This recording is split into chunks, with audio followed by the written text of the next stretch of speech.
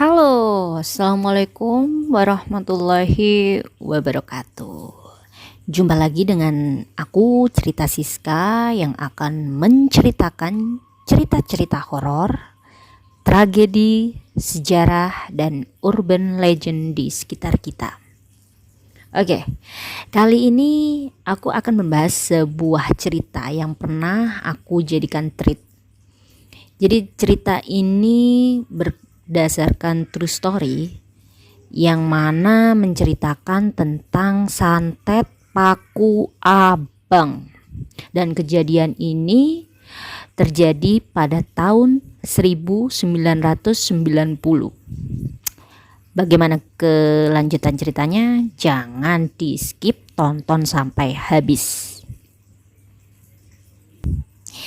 Jadi cerita ini pernah aku angkat di treat ya dengan judul Dukun, Santet, dan Iblis. Jadi memang berkisah tentang sebuah santet yang kejam sekali waktu itu yang menimpa Nyai Ameril. Nyai Ameri ini nama samaran, bukan nama asli dari narasumber aku. Nah, kejadian ini tahun 1090.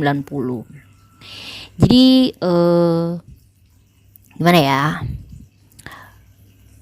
aku waktu itu bertemu beliau itu dan bertanya-tanya tentang memang ada salah satu tetangga itu mati mendadak karena hal-hal yang aneh.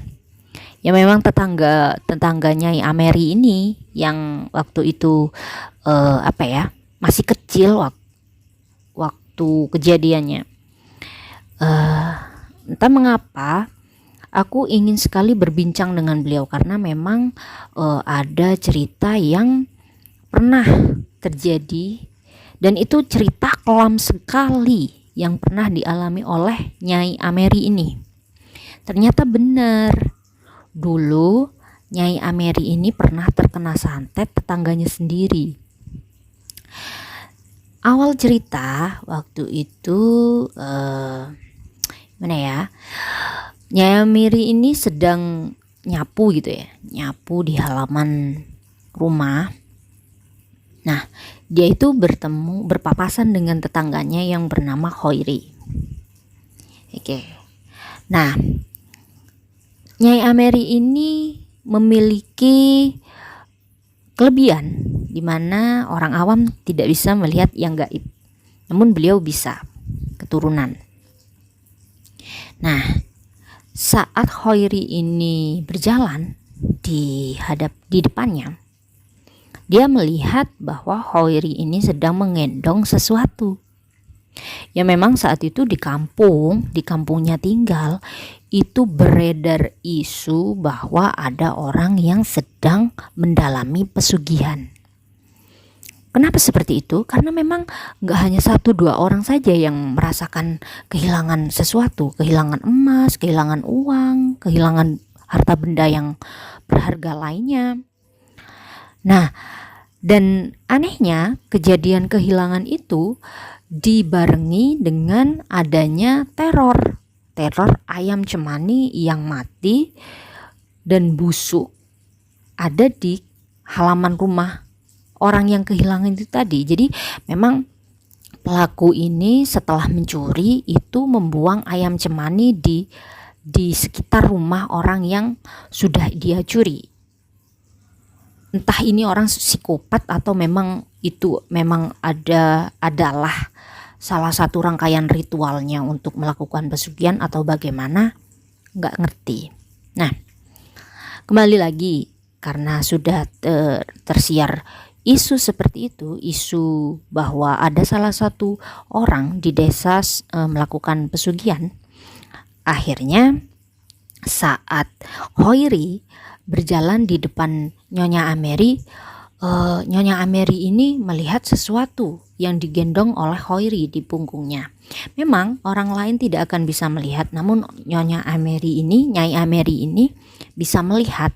Ternyata yang digendong oleh Hoiri ini adalah tuyul.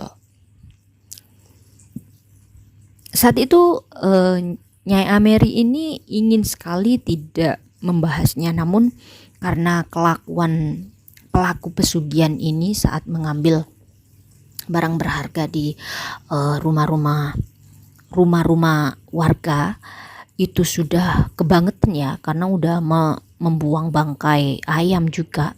Akhirnya secara tidak langsung atau tidak sengaja Nyonya Ameri ini berkata ketika Hoiri ini berjalan, berkata, "Oh, kamu toh yang bawa seperti itu. Awas jangan macam-macam di rumahku loh." Nyonya Ameri ini bilang demikian. Lah, Hoiri yang mendengar ucapan Nyonya Ameri itu merasa tersinggung. Dan entah tersinggung atau memang dianya itu kayak kaget karena sudah ketahuan. Akhirnya dia itu ngelihat Nyonya Ameri dengan tatapan yang tajam. Dan dia bilang, "Ngapain kamu ikut-ikut campur? Kurang ajar banget kamu ngomong seperti itu ke aku." Ya, akhirnya karena melihat Hoiri secara serius seperti itu, akhirnya dia diem. Nyonya Ameri diem, dan dia kemudian langsung meminta maaf ke Hoiri saat itu juga, dan Hoiri waktu itu langsung pulang. Nah, keesokan harinya Nyai Ameri ini dibikin kaget dengan sesuatu yang terjadi pada dirinya. Dia tiba-tiba itu memang beliau bercerita bahwa kejadiannya itu enggak singkat, enggak langsung instan, langsung jatuh sakit mati kayak gitu, enggak. Jadi beliau itu secara bertahap itu tiba-tiba perutnya itu membesar. Warga seneng, keluarga seneng karena dikira Nyonya Ameri ini sedang hamil anak pertama, karena memang waktu itu tuh beliau itu belum dikaruniai anak sama sekali. Seneng dong keluarga, perutnya Nyonya Ameri ini besar, dikira itu hamil kayak gitu kan. Ternyata justru sebaliknya, Nyonya Ameri ini merasa langsung jatuh sakit dan dia itu tidak bisa bergerak sama sekali. Dan juga yang paling menakutkan itu adalah munculnya bau tidak sedap dan juga badannya itu penuh dengan gudik dan nanah. Waduh, gak mungkin lah ya gak mikir aneh. Pasti kan orang-orang desa di waktu tahun-tahun seperti itu udah mengira bahwa ini kayaknya ada apa-apa nih sama Nyai Ameri ini. Gak mungkin, pasti mengarahnya ke santet. Dan bener, waktu keluarga ingin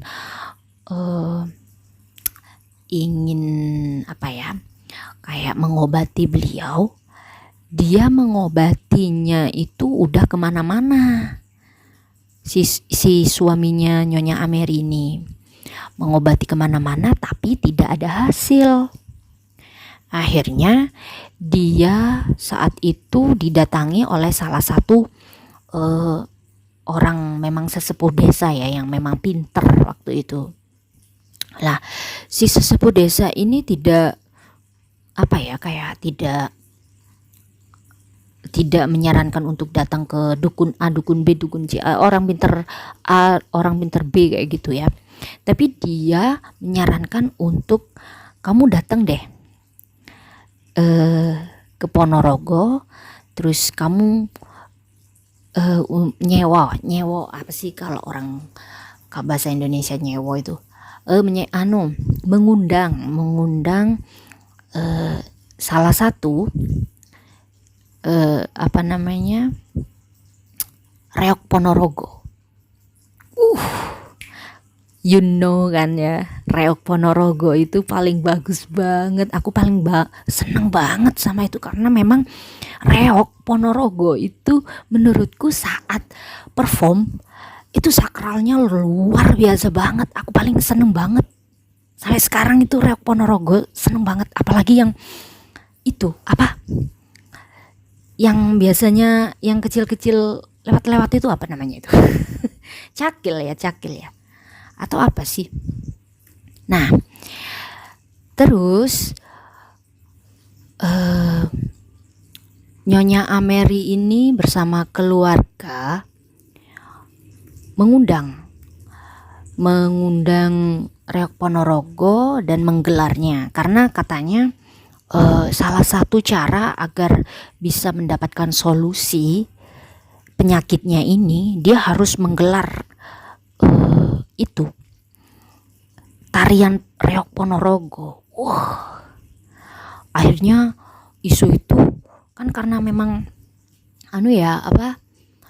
kalau udah menggelar tarian itu pasti orang desa itu mohon maaf ingin tahu hajatnya itu kenapa. Jadi orang satu desa itu tahu hajatnya untuk menyelamatkan nyawanya Nyai Ameri itu tadi. Akhirnya digelarlah tarian Reok Ponorogo. Gila, topengnya itu katanya ya, topeng yang ada hiasan yang kepala singa dan hiasan belum berak itu katanya itu asli banget ya, karena memang zaman dahulu kan nggak ada ya yang misalnya yang palsu-palsu, pasti kerajin udah dari sananya langsung gitu loh. Katanya itu beratnya itu hampir 60 atau 70 kilo kayak gitu kan, satu topeng itu yang hiasannya belum merak itu seperti itu. Nah itu kan digigit sama gigi kan ya untuk bisa berdiri tegak kayak gitu. Nah saat itu kondisinya Ameri memang sudah memprihatinkan, udah nggak bisa nggak bisa berjalan, nggak bisa berdiri, nggak bisa duduk. Jadi memang saat acara reok akan digelar, Nyonya Ameri ini memang udah ditidurin di atas pelepah pisang, dan saat itu dia udah nggak pakai baju sama sekali dan ditutup badannya itu udah ditutup dengan jari. Nah momen sakral waktu itu tuh terasa banget, apalagi yang melihat semuanya itu yang datang semua, karena memang udah pesta rakyat ya, karena udah digelar Reok Ponorogo itu pasti udah kayak pesta rakyat, soalnya meriah banget dan gede banget waktu itu. Akhirnya Nyai Ameri ini ada di dalam rumah, itu ada suara gagak katanya di atas rumahnya itu. Akhirnya udah diniati untuk kesembuhan Nyonya Ameri, Reok Ponorogo saat itu dimulai pertunjukannya. Saat dimulai semua pada menangis ya, karena memang Nyai Ameri ini udah kayak mayat waktu itu dengan kondisi perut yang besar. Bayangin kondisi perut yang besar dan tubuhnya itu nggak ada daging, nggak ada kulit pun keriput. Bayangin aja deh kayak gitu. Akhirnya saat pertunjukan Reok Ponorogo ini dimulai, tiba-tiba di tengah acara salah satu penarinya itu kesurupan atau gimana ya, atau gimana sih nggak ngerti aku. Pokoknya kesurupan dan dia itu berjalan mengelilingi Nyonya Ameri dulu, yang waktu itu memang udah ditidurin di atas pelepah pisang itu tadi, dan dia memutari tubuh Nyonya Ameri itu berapa kali waktu itu, dan kemudian dia lari ke arah kamar belakang. Lah salah satu penari yang lari ini tadi tiba-tiba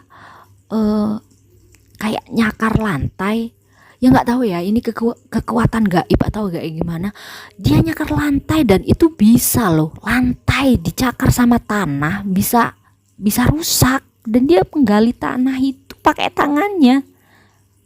Kalau dipikir sama akal logika nggak bisa, tapi itu terjadi. Dia menemukan salah satu bungkusan paku ya, saat itu entah paku ini paku abang, pokoknya pakunya itu warna merah semacam besi kayak gitu, itu 30-40 sentian lah, terpendam di mana ya dulu ya, di tanah apa di tembok kayak gitu loh, pokoknya di kamar itu tempat Nyonya Ameri tidur. Kok bisa, ya kan? Akhirnya semua warga yang melihat itu merasa takut. Aduh, ini kok bisa? Wah, temen bener nih, santet ini gitu. Mereka sudah rame, wah santet ini karena udah si penari yang kesurupan itu menemukan besi merah yang tertanam. Akhirnya setelah mencabut besi itu, dia lari ke arah belakang rumah. Dia lari ke salah satu rumah, yang mana rumah tersebut adalah rumah dari Hoiri. Ramai saat itu, rame banget. Wah, orang-orang malah sebelum ada bukti udah menuduh lah, wah ini pasti Hoiri nih yang nyantet ini pasti ada apa-apa ini. Sebelum adanya bukti, mereka sudah menggarisbawahi bahwa pelakunya adalah Hoiri.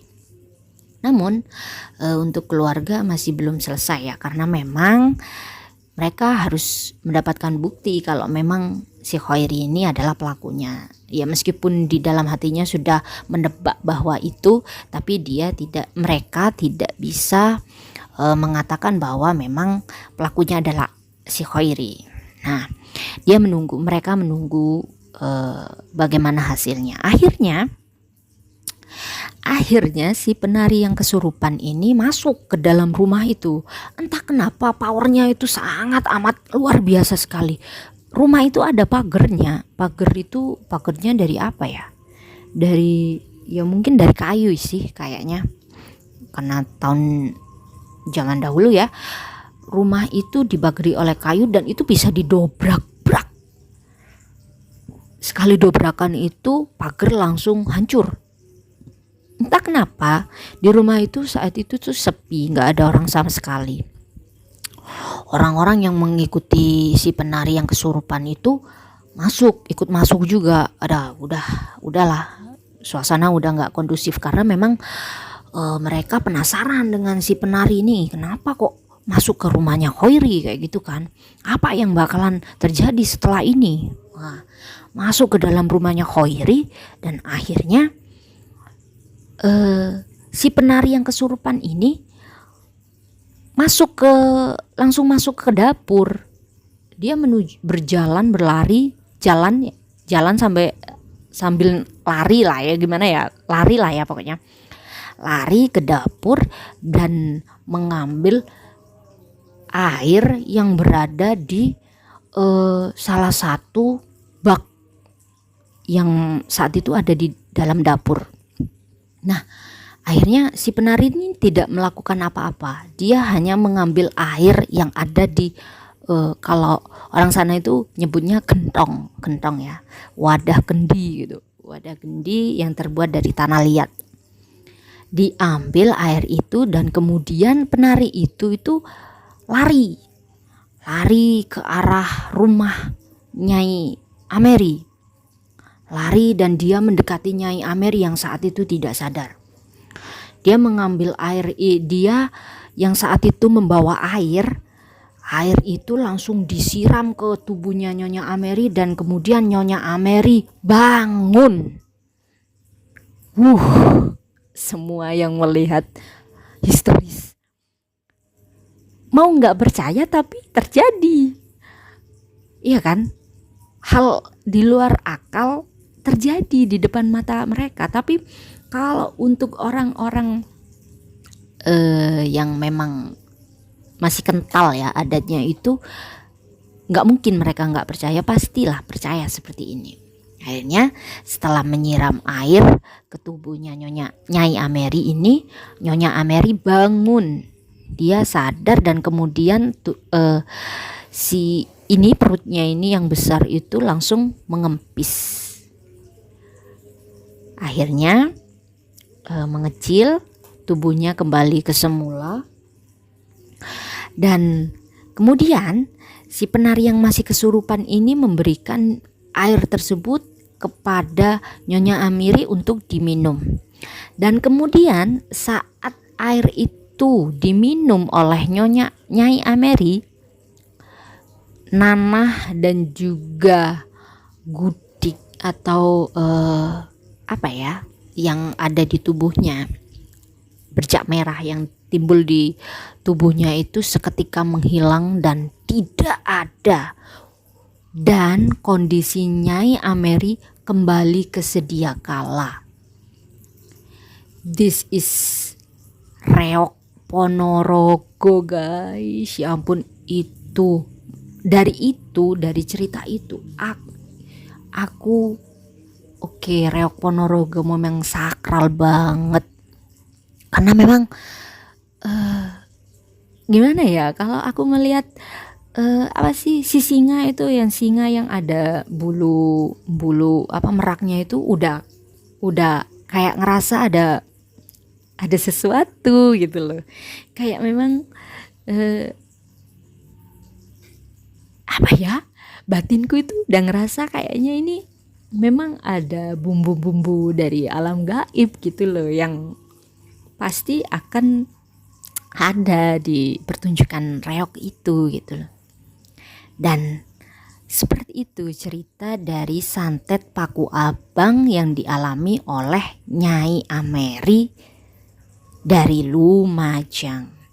Dan cerita ini pernah aku jadikan thread, dan kalian bisa membacanya di X jika kalian ingin membaca. Terima kasih karena sudah mendengar cerita ini, dan sampai jumpa di kesempatan yang lain.